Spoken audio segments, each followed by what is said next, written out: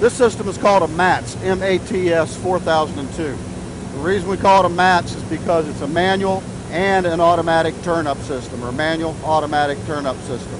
What I'm going to show you first is the automatic mode, which you'll be using 99% of the time.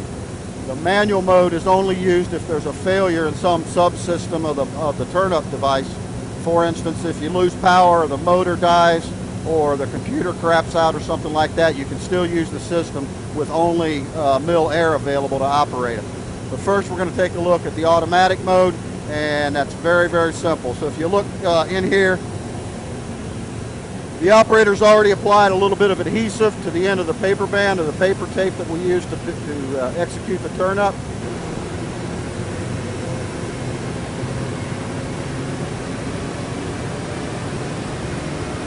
Once he's done that, he's going to place it into the entrance slot and push it in as far as it'll go, and it'll stop. He'll feel an obstruction there. At this point, the display is going to read that the MATS is ready and to apply the adhesive. Now you've already done that and you're ready for the next step. When the operator approaches time for the turn-up, just a couple of minutes before turn-up 2, 3, 4, or 5, he's going to come over to this other panel that's right below the dispenser, and there's a black button that's labeled String Up. Okay, if you want to zoom in on this, you'll see that when I push that button, it's going to start advancing the tape underneath the web and up to the curve track. Okay, I'm pushing the String Up button, which is right underneath the dispenser.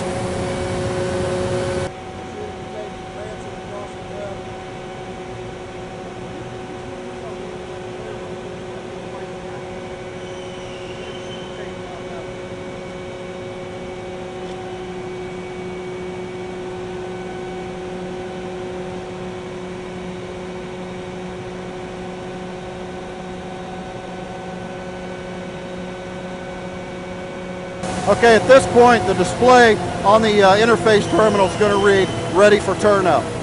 The system's ready to go at this point, and when it comes time for turn-up, the back tender will lower the primary arms, and the fifth hand, or whoever it is that's assisting him, will push the green button, which then will inject the tape into the nip that you produced with the empty spool and the reel drum, and the system will turn itself up. And that's all it is to loading and operating in the automatic mode of the system.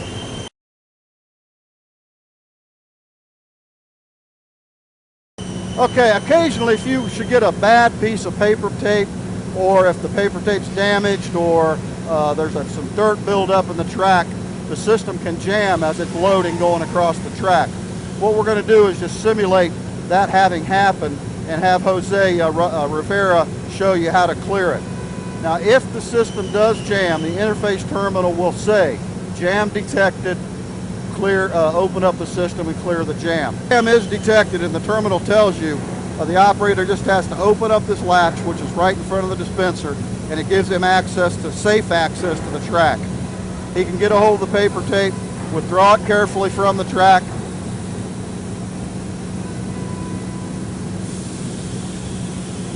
and then he'll go to the front of the dispenser and pull the remaining tape out of the dispenser that's in the loop box. At that point, he closes the cover back up and then goes to the interface terminal, and he'll push the reset button, which is F4.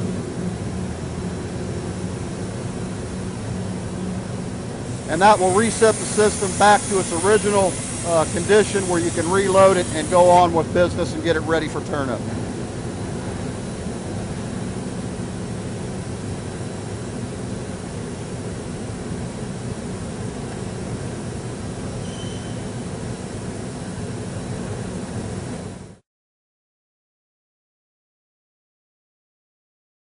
Okay, as we mentioned earlier, in the case of a failure or of a part of the system, for instance, the computer dies, or you lose power, or you have a motor failure, the turn-up system can still be used in the manual mode.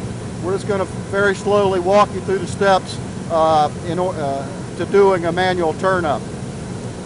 The first thing that the operator would need to do is on the interface panel, switch from auto to manual, and then he's going to move to the dispenser itself. Now on the front of the dispenser, there's a step-by-step annotation of what you have to do a manual turn-up. The first thing he's going to do is switch the looper door from auto to closed and insert his paper tape.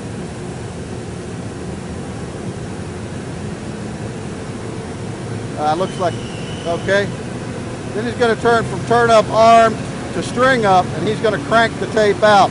In this instance, it's 21 complete cranks on the crank to get it out to the end of the track.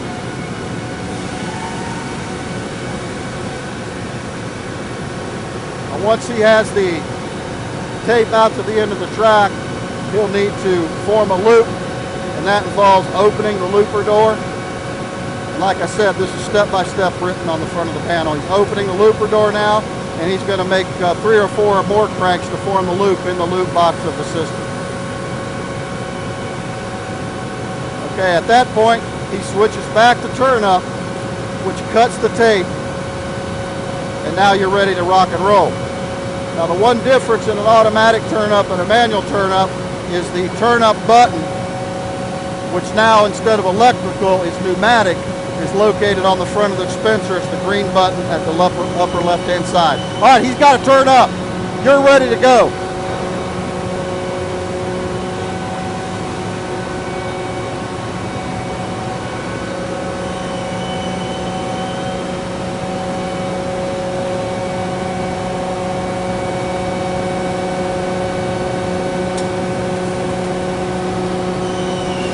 And that's a complete manual turn up, and we can do that, like I said, with no electricity, no computer or anything.